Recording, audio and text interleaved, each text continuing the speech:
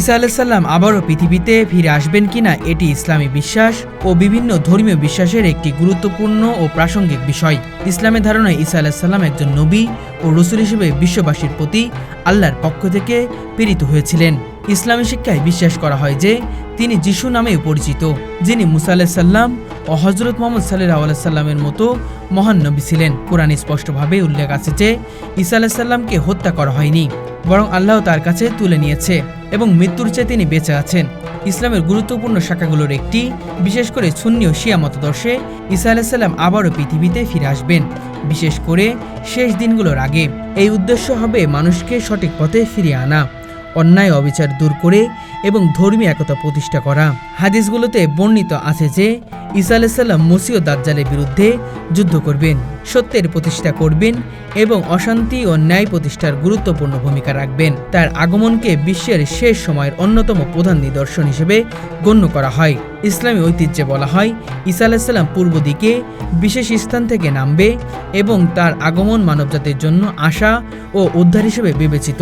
অন্যদিকে খ্রিস্টান ধর্মেও ঈসার দ্বিতীয় আগমনের কথা উল্লেখ আছে, যেখানে তাকে মানবজাতির মুক্তিদাতা হিসেবে বিবেচনা করা হয়। তবে ইসলাম ও খ্রিস্টান উভয়ের মধ্যেই ঈসা আলাইহিস সালাম ফিরে আসা নিয়ে কিছু পার্থক্য দৃষ্টিভঙ্গির ভিন্নতা রয়েছে। ইসলাম তার প্রবর্তনকে মূলত একটি নবী হিসেবে সত্য ধর্ম প্রতিষ্ঠার জন্য একটি ঐশ্বরিক ব্যবস্থা হিসেবে দেখা হয়। ঈসা আলাইহিস সালামের ফেরার বিষয়টি ধর্মীয় বিশ্বাসের অন্তর্গত হলেও এটি মানুষের মধ্যে নৈতিক ও সামাজিক পুনরুজ্জীবনের বার্তা বহন করে। তার ফিরে আসা প্রতীকী অর্থে মানুষের মধ্যে ভালোর জয় এবং অন্যায়ের পরাজয় নির্দেশ করে। বর্তমান বিশ্বের রাজনৈতিক, সামাজিক ও নৈতিক অবক্ষয়ের প্রেক্ষাপটে ঈসা আলাইহিস সালামের পুনর্নির্ধারিত একটি আশার আলো হিসেবে দেখা হয়। তার আগমন কেবলমাত্র একটি ঐশ্বরিক ঘটনা নয়, বরং মানব সমাজের শান্তি, ন্যায় ও সুশৃঙ্খল প্রতিষ্ঠার প্রত্যাশা বহন করে।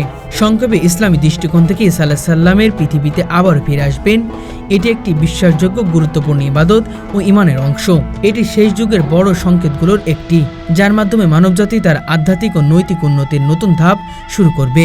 ইসলামের শেষ যুগে ঈসা আলাইহিস সালাম মসীহ দাজ্জালকে পরাস্ত করবেন এবং সারা পৃথিবীতে ন্যায় ও শান্তি প্রতিষ্ঠা করবেন। হাদিস মতে তিনি পূর্ব দিক থেকে একটি নির্দিষ্ট স্থান থেকে নামবেন, যা বিভিন্ন বর্ণনায় বাইতুল মামুর বা পূর্ব দিকের মিনার বলা হয়। সময় সম্পর্কে স্পষ্ট তথ্য নেই, তবে এটি কিয়ামতের আগের সংকেতগুলোর অন্যতম হিসেবে গণ্য।